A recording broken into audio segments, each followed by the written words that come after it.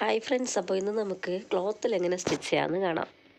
അതിനായിട്ട് നിങ്ങളിതുപോലെ ഒരു cotton cloth അല്ലെങ്കിൽ ലൈനിങ് ക്ലോത്ത് കട്ട് ചെയ്തെടുക്കുക. അതിനുശേഷം ഈ ക്ലോത്ത് ഡാർക്ക് കളർ ആയതുകൊണ്ട് ഞാൻ ലൈറ്റ് കളറിലാണ് 2 നൂലെടുത്തിട്ടുള്ളത്. അതായത് മുകളിൽ ഒരു കളറും താഴെ ഒരു കളറുമാണ് ഇട്ട് സ്റ്റിച്ച് ചെയ്ത് കൊടുക്കുന്നത്. നമ്മളിപ്പോൾ പഠിക്കുന്നതായതുകൊണ്ട് അതിൻ്റെ ഡിഫറൻസ് മനസ്സിലാക്കാനാണ് ഞാനിങ്ങനെ കോൺട്രാസ്റ്റ് കളറിൽ നൂല് ഡിഫറെൻറ്റ് കളറിലുമായിട്ട് എടുത്തത്. താഴെ ബോബിൻ കേസിൽ നമുക്ക് നൂല് എങ്ങനെ ഇട്ട് കൊടുക്കാൻ നോക്കാം. കണ്ട, ഈ ബോബിൻ കേസിൽ ഇവിടെ ഒരു ചെറിയ ഹോള് കാണാം. അതുവഴി ഇപ്പുറത്തോട്ടാണ് നൂലെടുക്കുന്നത്. അപ്പോൾ നമ്മൾ ബോബിനിൽ നൂലെടുക്കുമ്പോൾ നമ്മൾ ബോബിൻ ഇതിനകത്ത് ഇട്ടതിന് ശേഷം ഒരു കാരണവശാലും ഈ ഓപ്പോസിറ്റ് സൈഡായിട്ട് നൂലിങ്ങ് എടുക്കാനേ പാടില്ല. നൂലിങ്ങനെ ഇട്ടതിന് ശേഷം നൂല് ഏത് വഴിക്കാണ് ഇങ്ങനെ ചുറ്റി വരുന്നോ അത് വഴിക്ക് തന്നെ അങ്ങോട്ട് പോകുന്ന രീതിക്ക് വേണം ആ നൂല് ഇങ്ങോട്ട് വലിച്ചെടുക്കാൻ. ഇനി മുകളിലത്തെ നൂല് നമ്മളിങ്ങനെ വലിച്ച് പിടിച്ചതിന് ശേഷം സൂചി ഒന്നങ്ങനെ താഴ്ത്തി കൊടുക്കുക. ഒന്ന് കറക്കി താഴ്ത്തി കൊടുത്തിട്ട് അതങ്ങനെ കറക്കി കൊടുത്ത് ആ സൂചി മുകളിൽ വരുമ്പോൾ താഴത്തെ നൂലും കൂടി ഇങ്ങനെ ചേർന്ന് മുകളിൽ വരും. എന്നിട്ട് ആ 2 നൂലും കൂടി ചേർത്ത് ബാക്ക് സൈഡിലോട്ട് വിടണം. എന്നിട്ട് വേണം സ്റ്റിച്ച് ചെയ്യാൻ സ്റ്റാർട്ട് ചെയ്യാൻ. നമ്മളിവിടെ സ്ട്രൈറ്റ് ലൈൻസാണ് സ്റ്റിച്ച് ചെയ്യുന്നത്. ലൈനൊന്നും വരച്ച് കൊടുക്കാതെയാണ് സ്റ്റിച്ച് ചെയ്യുന്നത്. ക്ലോത്തിൻ്റെ സ്റ്റാർട്ടിങ് പോയിന്റിൽ അങ്ങനെ വെച്ചതിന് ശേഷം നമുക്കതിലേ സ്റ്റിച്ച് ചെയ്ത് കൊടുക്കാം. അതുപോലെ നമ്മുടെ വലത്തെ സൈഡ് കറക്റ്റ് ഡിസ്റ്റൻസിൽ വരാൻ കണക്കാക്കി സ്റ്റിച്ച് ചെയ്യണം. നമ്മൾ സ്റ്റിച്ച് ചെയ്യുമ്പോൾ ആ ക്ലോത്ത് ഒന്ന് ചുരുങ്ങുന്നു എന്ന് തോന്നുന്നുണ്ടെങ്കിൽ നമ്മുടെ വലത്തെ കൈ യൂസ് ചെയ്തിട്ട് ഒന്ന് പതുക്കെ ഇങ്ങനെ വലിച്ചു കൊടുക്കണം. നല്ല വലിച്ചെടുക്കാൻ പാടില്ല. വലത്തെ കൈ ബാക്ക് സൈഡ് ചെറുതായിട്ടൊന്ന് വലിക്കുകയും ഇടത്തെ കൈ ഫ്രണ്ട് സൈഡിൽ ഈ ക്ലോത്ത് ഒന്ന് അഡ്ജസ്റ്റ് ചെയ്ത് വിടുകയും ചെയ്യണം. അങ്ങനെ കറക്റ്റ് സ്ട്രൈറ്റ് ലൈൻ നിങ്ങൾ ഒരു സൈഡ് അങ്ങനെ സ്റ്റിച്ച് ചെയ്ത് കൊടുക്കാം.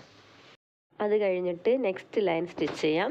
അപ്പോൾ ആദ്യം നമ്മൾ സ്റ്റിച്ച് ചെയ്ത ആ ലൈന് അഡ്ജസ്റ്റ് ചെയ്ത് കറക്റ്റ് സ്ട്രൈറ്റായിട്ട് വരാൻ രീതിക്ക് വേണം നിങ്ങൾ സ്റ്റിച്ച് ചെയ്ത് കൊടുക്കാൻ.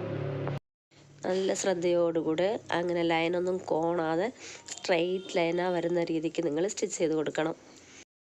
അങ്ങനെ നിങ്ങൾ ഈ ക്ലോത്ത് ഫുള്ളും ഈ സ്ട്രൈറ്റ് ലൈൻ തന്നെ സ്റ്റിച്ച് ചെയ്ത് പ്രാക്ടീസ് ചെയ്യണം. നമ്മൾ ത്രെഡ് യൂസ് ചെയ്തിട്ടാണ് സ്റ്റിച്ച് ചെയ്യുന്നത്. അതുകൊണ്ട് ശ്രദ്ധിച്ച്, കുറച്ച് കഷ്ടമായിട്ട് തോന്നിയാലും നിങ്ങളൊന്ന് ശ്രദ്ധിച്ച് അങ്ങനെ പ്രാക്ടീസ് ചെയ്യാം. നൂല് വേസ്റ്റ് ആകുന്നു എന്ന് പറഞ്ഞിട്ട് ആരും തന്നെ പ്രാക്ടീസ് ചെയ്യാതെ ഇരിക്കാൻ പാടില്ല. സ്റ്റിച്ചിങ് അറിയാവുന്നുള്ളവർ ഇത് സ്കിപ്പ് ചെയ്യാൻ, നിങ്ങളിത് സ്റ്റിച്ച് ചെയ്തില്ലെങ്കിലും പ്രശ്നമില്ല. നിങ്ങൾ ബിഗിനേഴ്സാണ്, സ്റ്റിച്ചിങ് അറിയാത്തവരാണെങ്കിൽ ഉറപ്പായിട്ട് നിങ്ങളിതുപോലെ സ്റ്റിച്ച് ചെയ്ത് പ്രാക്ടീസ് ചെയ്യേണ്ടതാണ്. ക്ലോത്ത് ഫുള്ള് സ്റ്റിച്ച് ചെയ്തതിന് ശേഷം നമുക്ക് സൈഡ് ഒന്ന് മടക്കി അടിക്കാം. ഒരു സൈഡ് ഇതുപോലെ ഒരു പ്രാവശ്യം മടക്കിയതിന് ശേഷം നിങ്ങൾ അതിൻ്റെ പുറത്തുകൂടി സ്റ്റിച്ച് ചെയ്യാം. ഇങ്ങനെ നിങ്ങൾ സ്റ്റിച്ച് ചെയ്ത് ഉറപ്പായിട്ടും പ്രാക്ടീസ് ചെയ്യേണ്ടതാണ്. അതങ്ങനെ എൻഡ് വരെ സ്റ്റിച്ച് ചെയ്തതിന് ശേഷം വീണ്ടും അവിടെ ഒരു പ്രാവശ്യം കൂടെ മടക്കിയിട്ട് ആ എൻഡിൽ കൂടി വരുന്ന രീതിക്ക് നിങ്ങൾ സ്റ്റിച്ച് ചെയ്ത് കൊടുക്കണം. അതുപോലെ തന്നെ അടുത്ത വശവും നിങ്ങൾ ഒരു പ്രാവശ്യം ഇങ്ങനെ മടക്കിയിട്ടൊന്ന് സ്റ്റിച്ച് ചെയ്ത് കൊടുക്കണം. അതിനുശേഷം അത് വീണ്ടും ഒരു പ്രാവശ്യം കൂടി മടക്കിയതിന് ശേഷം ആ എൻഡിൽ കൂടി സ്റ്റിച്ച് ചെയ്ത് കൊടുക്കണം. ഇതുപോലെ ആ ക്ലോത്തിൻ്റെ 4 സൈഡ് നിങ്ങൾ ഇതുപോലെ തന്നെ സ്റ്റിച്ച് ചെയ്ത് കൊടുക്കണം. അങ്ങനെ ഈ ക്ലോത്ത് ഫുള്ളും സ്റ്റിച്ച് ചെയ്ത് കൊടുത്തതിന് ശേഷം നിങ്ങളിതുപോലെ വേറൊരു ക്ലോത്ത് എടുത്തിട്ട് നമുക്കിതുപോലെ സ്ട്രൈറ്റ് ലൈനും കർവ് ലൈനും വരച്ച് സ്റ്റിച്ച് ചെയ്യാം. നേരത്തെ നമ്മൾ പ്രാക്ടീസ് ചെയ്തിട്ടുള്ള ആ സ്ട്രൈറ്റ് ലൈനിൽ നിന്നും അതുപോലെ കർവ് ലൈനിൽ നിന്നും 1-2 പാറ്റേൺസ് നമുക്ക് വരച്ചെടുക്കാം. അങ്ങനെ നമ്മൾ 2-3 പാറ്റേൺസ് വരച്ചതിന് ശേഷം നമ്മൾ ഇതുപോലെ തന്നെ നൂലിട്ടാണ് സ്റ്റിച്ച് ചെയ്ത് കൊടുക്കുന്നത്. ഇത് നമ്മൾ സ്റ്റിച്ച് ചെയ്യുമ്പോൾ ഇതിൻ്റെ സ്റ്റാർട്ടിങ്ങും എൻഡും എങ്ങനെ കംപ്ലീറ്റ് ചെയ്യണം എന്നുള്ളതൊന്നും നോക്കണ്ട. ഇപ്പോൾ വെറുതെ അങ്ങ് സ്റ്റിച്ച് ചെയ്ത് കൊടുത്താൽ മാത്രം മതി.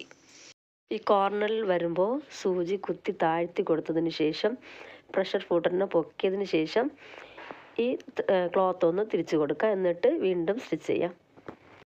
അതുപോലെ ഈ 3 പാറ്റേൺസ് ഞാൻ വരച്ചിട്ടുണ്ട്. അതത്രയും നമുക്ക് കറക്റ്റായിട്ട് അതിൻ്റെ പുറത്തുകൂടി ത്രെഡൊക്കെ ഇട്ട് കൊടുത്ത് സ്റ്റിച്ച് ചെയ്ത് കൊടുക്കാം.